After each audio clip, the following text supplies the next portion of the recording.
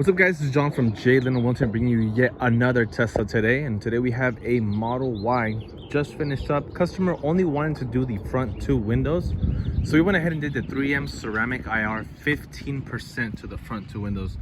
Wanted to show you a quick little video. It's almost sunset out here, and I just wanted to show you how dark 15 actually looks compared to the back. And as you can see, it looks pretty similar front to back. Keep in mind, front tends to be a little bit lighter because you get sunlight coming in from your front windshield, so this always tends to look lighter.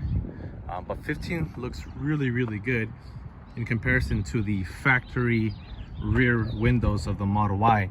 And now this vehicle also has the white interior, so that tends to bleed a little bit. As you guys can see there, you can see the white interior even though it's 15%. Lower angle, you can still see right through it. So the best shade to, I guess you could say, match the rear would be 15%,